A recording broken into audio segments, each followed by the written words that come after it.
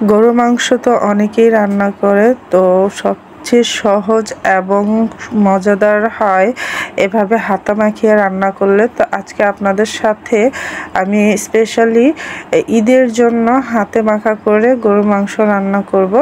তো অনেকভাবেই তো রান্না করে থাকি, আজকে ঈদ স্পেশাল এভাবে গরুর মাংসটা রান্না করব, আপনাদের সাথে শেয়ার করব। আশা করি ভালো লাগবে। তো প্লিজ স্কিপ না করে পুরো ভিডিওটা দেখার অনুরোধ রইল। তো প্রথমে আমি এখানে নিয়েছি গরুর মাংস প্রায় 2 কেজি পরিমাণের। এখানে মিডিয়াম সাইজ করে কাটা আছে, মানে আমার ঘরে যেরকম সাইজের পছন্দ করে ওরকম করে আমি কেটে ধুয়ে পরিষ্কার করে রেখেছি। তো দেখুন এখানে হাড় সহ গরুর মাংস নেওয়া আছে 2 কেজি পরিমাণ। তো এটাকে আমি হাতে মাখিয়ে রান্না করব। তো প্রথমে এখান থেকে আমি পেঁয়াজ দিয়ে দেব, প্রায় 1 কাপের মতো আমি পেঁয়াজ দিয়ে দিচ্ছি, যেহেতু এতে আলু হবে না, শুধু কষানো মাংসর মতো করেই রান্না করব।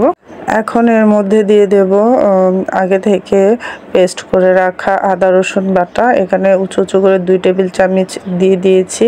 লবণ দিয়ে দিচ্ছি স্বাদ অনুযায়ী, হলুদ গুঁড়া দিয়ে দিয়েছি 1 টেবিল চামচ, মরিচ গুঁড়া উঁচু করে 1 টেবিল চামচ, ধনিয়া গুঁড়া 1/2 টেবিল চামচ, গরম মশলার গুঁড়ো 1/2 টেবিল চামচ। আর এখানে এখন দিয়ে দিচ্ছি টক দই 2 টেবিল চামচের মতো দিয়ে দেব। তো এখানে আপনারা চাইলে গরুর দুধ আর লেবুর রসটাও ব্যবহার করতে পারেন।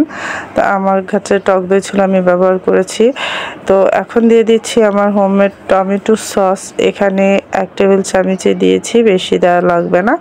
তো এখন এটাকে আমি ভালো করে প্রায় 10 মিনিট ধরে হাতে মাখিয়ে নেব, কারণ যত মাখাবেন তত মজা। আর এর মধ্যে এখন দিয়ে দিচ্ছি প্রায় 4 থেকে 5 টেবিল চামচের মতো তেল।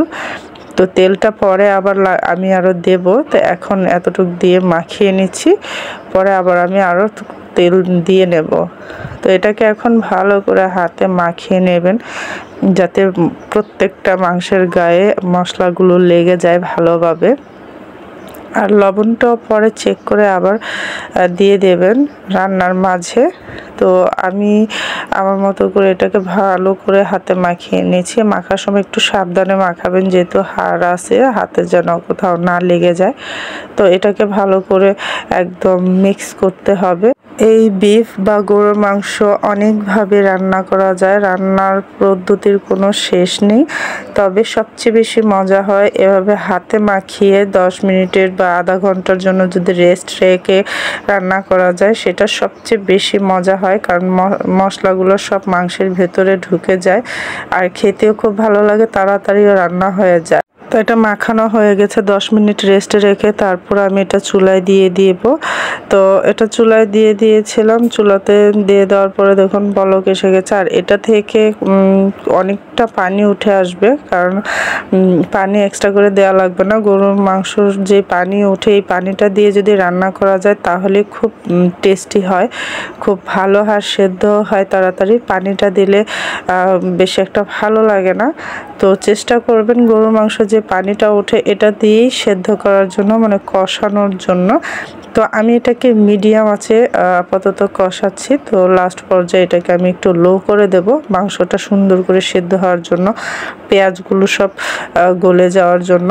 তো এটা একটু পর পর আমি নেড়ে দিচ্ছি। আর দেখুন অনেকটা পানি উঠে গেছে, এই পানিগুলো দিয়েই আমি এটাকে সেদ্ধ করব। তো এর ভিতরে আমি পরে আবার তেল দিয়ে দিয়েছিলাম, সেটা স্কিপ হয়ে গেছে। প্রায় আমি 1/2 কাপের মতো তেল দিয়ে দিয়েছি, কারণ যথেষ্ট মোটামুটি তেল আছে মাংসতে, তো অতটা তেলের প্রয়োজন হয়নি। তো এখন দেখুন এটা প্রায় কষানো হয়েই যাচ্ছে। তো এটার মধ্যে তেল তেল ভেসে আসলে তখন আমি সামান্য পরিমাণ পানি দিয়ে এটাকে আবার রান্না করে নেব।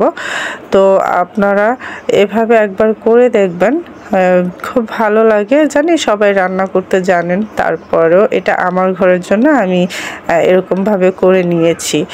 তো দেখুন এটা প্রায় কষানো হয়ে গেছে, এর মধ্যে তেল প্রায় সাইড দিয়ে ভেসে আসছে। তো এখন আমি দিয়ে দিচ্ছি একটু পানি। তো পানিটা চেষ্টা করবেন গরম পানি দেওয়ার জন্য, আমি গরম পানিটা করিনি, আমার খেয়াল ছিল না, তাই আমি ঠান্ডা পানি দিয়ে দিয়েছি। কিন্তু এই ক্ষেত্রে গরম পানিটা দিলেই সবচেয়ে বেশি ভালো। তো এর মধ্যে আমি আরও একটু পানি দিয়ে দেব, কারণ এটা পরে আরো গাঢ় হয়ে যাবে। মাংসটা সিদ্ধ হতে হবে ভালো করে। তো পানি দেওয়া হয়ে গেলে এটাকে আমি ভালো করে মিশিয়ে নেড়ে চেড়ে এটাকে ঢাকা দিয়ে রেখে দেব 10 মিনিটের জন্য। তো 10 মিনিট পরে আবার আমি এটাকে নাড়তে চলে এলাম। তো এটাকে একটু নেড়ে চেড়ে দেবো, আর এই পর্যায়ে চুলাটাকে একদম মিডিয়াম থেকে একটু লো করে দেব যাতে সুন্দরভাবে ওঠে। আর এই পর্যায়ে আমি 7-8টা কাঁচামরিচ দিয়ে দিলাম ফ্লেভারের জন্য, কারণ আর বেশিক্ষণ এটা রান্না করতে হবে না, সর্বোচ্চ 5 মিনিট। তো এখন দিয়ে দিচ্ছি ভাজা জিরার গুঁড়া, এটা সুন্দর ফ্লেভার আসার জন্য মাংসের সাথে যাতে করে মিশে যায়। তো এখন এটাকে আমি আবারও 5 মিনিটের জন্য ঢাকা দিয়ে রেখে দেবো একদম লো হিটে, যাতে করে এটার তেলটা উপরে ভেসে আসে আর খুব সুন্দর গাঢ় হয়। এটা এই পর্যায়ে এতটুক আছে, তা পরে আরও গাঢ় হয়ে যাবে ঠান্ডা হওয়ার পরে। তো এই ছিল আজকে আমার এই গরুর মাংস রান্না করা। তো আপনাদের কাছে কার কাছে কেমন লেগেছে অবশ্যই কমেন্ট বক্সে জানাতে ভুলবেন না। যদি ভুল ত্রুটি হয়ে থাকে সেটাও জানাবেন। আর যদি ভালো লেগে থাকে অবশ্যই একটা লাইক করে দেবেন, শেয়ার করে দেবেন বেশি বেশি আপনার আত্মীয় স্বজন বন্ধু বান্ধবের মাঝে। আপনাদের একটা লাইক আমাদের অনেক উপকারে আসে। আপনাদের একটা লাইক আমাদের কাছে অনেক মূল্যবান। প্লিজ একটা লাইক করে একটা গঠনমূলক কমেন্ট করে যাবেন, এটা আপনাদের কাছে অনুরোধ। বন্ধুরা, আজকের মতো এই পর্যন্তই, আবারও ফিরে আসবো। আল্লাহ হাফেজ।